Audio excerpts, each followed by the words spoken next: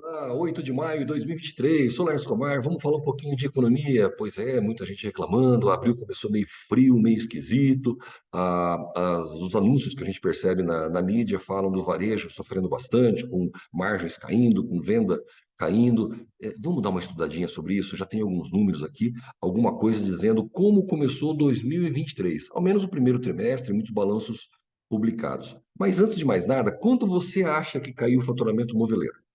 Esse faturamento moveleiro, eu procuro usar os números da AD Monitor, é um grupo de muitas empresas aqui, dezenas de indústrias de imóveis, faturando bilhões por ano. Nós temos uma amostragem muito boa do mercado. E eu faço um comparativo com antes da pandemia em quilo, para a gente comparar agora. Com isso, a inflação fica descartada, não dá para a gente ser enganado por ela, e a gente consegue saber realmente como está andando as coisas. Na tua opinião, quantos por cento hoje nós estamos faturando em quilo a menos do que nós tínhamos em 2019? Não sabe, não? Vamos lá. Número fresquinho aí para você. Pois é, esse ano o grupo está faturando exatamente o que faturou na média 2019 em quilo. Mas não pode, Lércio, nós estamos com crise. Pois é, deu 99% da média do que se faturou lá. Se for comparar apenas o quadrimestre com quadrimestre, janeiro, abril, está se faturando mais do que 2019. Ué, mas então o problema não está no faturamento, o problema está na última linha. Última linha é lucro, tá? Vamos comparar isso com o varejo, vai. Matérias que nós temos aqui de Carrefour a Renner, safra de balanços expõe sinais de fraqueza do varejo. Dificuldade financeira crescente de algumas companhias ligadas ao consumo. O que eles fizeram de cálculo? Pegaram aqui o ICOM da B3, ações de empresas que o consumo interfere muito nela, elas acumulavam uma queda de 13,2%, enquanto a Ibovespa, de forma geral, 7 pontos percentuais. Tá, então nós estamos falando do índice da Bolsa de Valores, caiu 7% no geral, e as ligadas a varejo caíram 13%. Não vamos esquecer que o varejo tem um costume no Brasil de trabalhar alavancado enorme. Então é normal que a hora que começa a cair lucratividade, as ações caem até mais do que tem. Mas o que a gente vê anúncio frequente é de reestruturação, renegociação de dívida, fechamento de loja, redução de folha de pagamento, dispensa, né? Pedido de recuperação judicial e até falência. Não é mentira, são nomes conhecidos, empresas conhecidas, nós sabemos dessa dificuldade no mercado, não queremos passar pano em cima disso, não, mas a gente tem que dividir um pouco, porque a mídia está fazendo um barulho talvez um pouco distorcido, está colocando a culpa direto no varejo. O problema está no varejo, nós estamos em crise, mas talvez nem tanto. Porque se nós temos aqui, colocaram o líquido de alguma, o lucro líquido trimestral comparativo do ano de 2022 com 2023 de várias empresas, nós podemos ver empresas mais ligadas aos móveis, como a Via, que caiu de 18 de lucro para 297 de prejuízo, mas existem empresas que foram aqui de 347 para 448, ligada ao ramo farmacêutico, a própria Raia Drogasil de 140 para 192. Então nós não podemos colocar que o dinheiro sumiu do mercado e não está indo para lugar nenhum e ninguém está tendo lucro. Alguns ramos, algumas situações estão. Tá, então existe uma divisão disso. E existem situações muito atípicas. O Grupo Pão de Açúcar teve um prejuízo de 248 milhões no primeiro trimestre. O concorrente dele, Carrefour, o primeiro prejuízo de 113 milhões. Tá, mas ele está falando aqui do aumento dos atrasos, a inadimplência, que está começando a afetar a lucratividade de todo mundo, isso é real, mas ele teve uma margem EBITDA que caiu de 6,6 para 4,3 nos 12 meses, por conta da conversão das 124 lojas do grupo Big. Então vamos lá, você tem uma rede de supermercado, o Carrefour é uma rede de supermercado, comprou uma rede com 124 lojas e gastou para poder juntar isso tudo. E isso diminuiu a margem? Diminuiu. Não dá para a gente colocar como varejo tudo num balaio só. Diminuiu, mas tem um motivo muito específico. Se eu for somar todo o resultado dessas empresas citadas, foi de 2.595 no ano passado e agora 117. Tá, então isso deixa claro para nós que o problema não está na venda, o problema está no resultado, está no lucro ou prejuízo que está tendo. Não é uma falta de venda, apesar de dar a impressão, o que a gente vê de noticiário é isso. Se o problema está no resultado, a hora é de olhar para o próprio umbigo. Por que olhar para o próprio umbigo? Quando você não tem dinheiro circulando no mercado, você tem uma situação de crise ou algo parecido de mercado porque não tem dinheiro, você tem que esperar que o país como um todo melhore. Muita gente desempregada, o poder aquisitivo está ruim, aí não depende de você. Mas essa não é a nossa realidade hoje. Está entrando dinheiro. Então, o que nós temos que olhar é para dentro de casa. Quer ver algumas provas disso?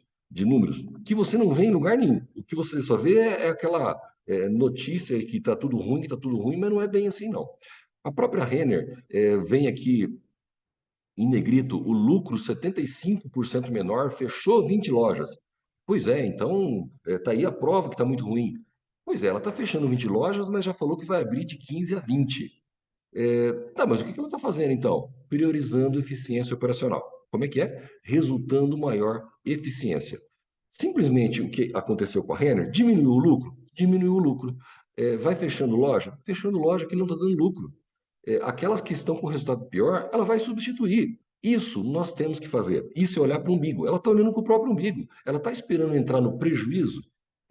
Nós estamos acostumados no varejo de imóveis a olhar prejuízo, olhar o geração de caixa, eu gero caixa, mas nunca gera lucro. O que eles estão observando é que diminuiu o lucro, diminuiu. São custos internos, o que aconteceu? Não importa. O que importa é, vamos fazer a tarefa de casa e vamos tentar resolver o nosso caso.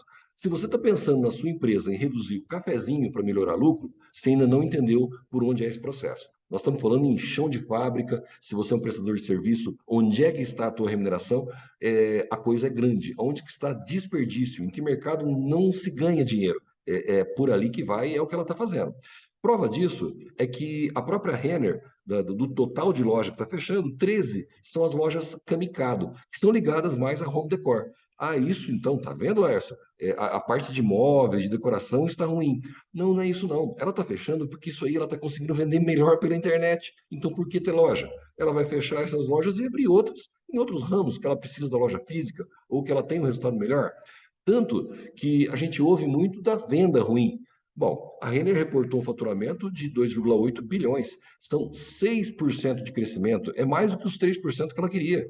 A própria Renner teve um resultado de trimestre ali de faturamento esperado 0,7 menor do que ele esperava, mas a própria Camicado 1% a mais. Ou seja, o faturamento vem.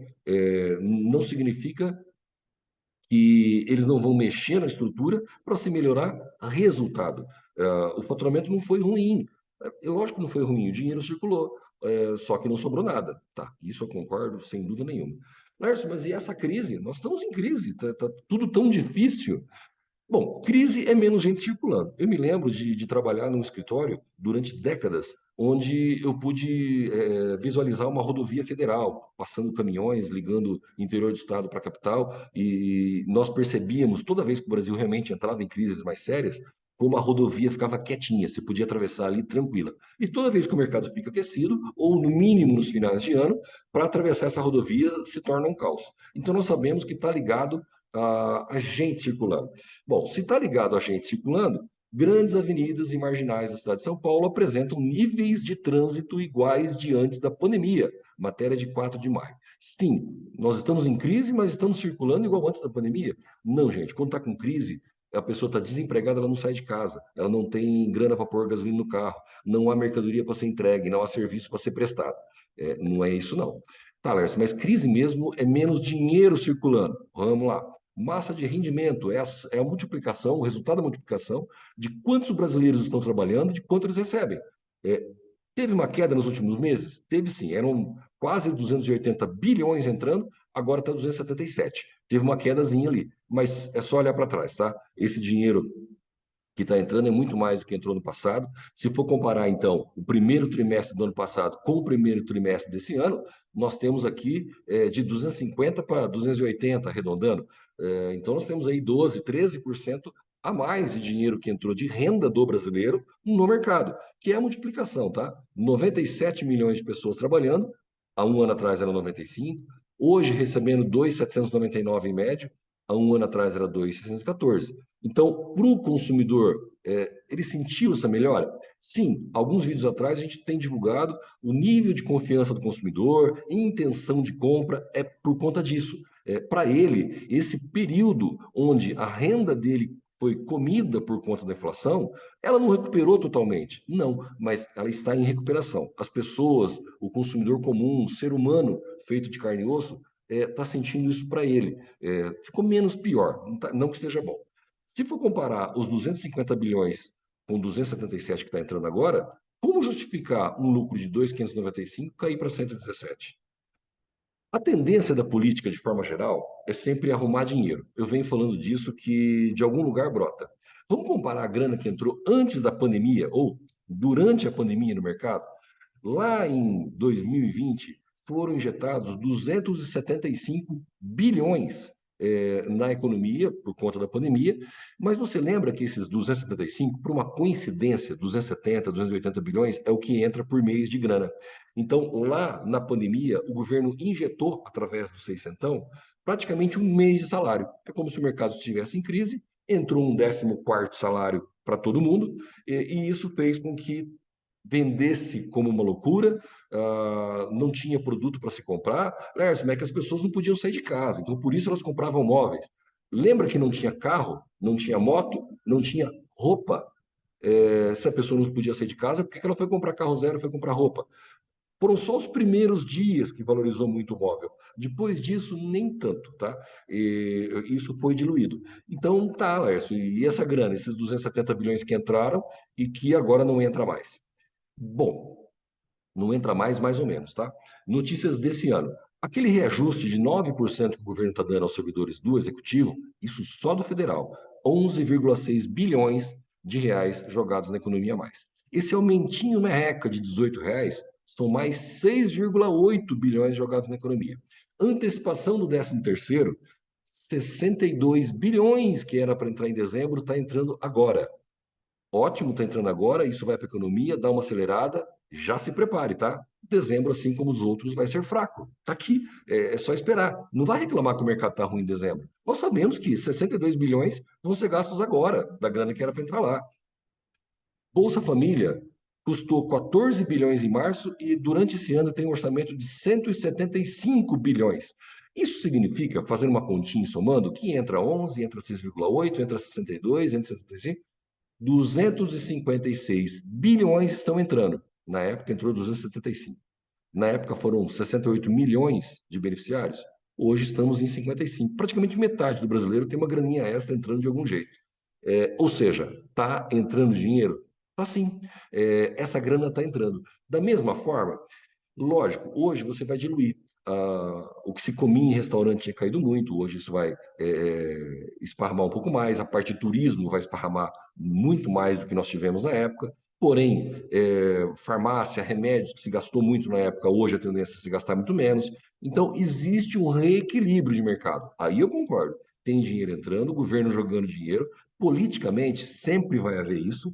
O político quer poder comprar essa situação do voto, essa aprovação, e para isso não pode deixar a população faltando dinheiro, senão cria revolta. Ou seja, grana está vindo, está vindo. Mas nós temos que olhar para uma situação muito grave que está junto com isso, tá? Endividamento atingiu 78% das famílias brasileiras.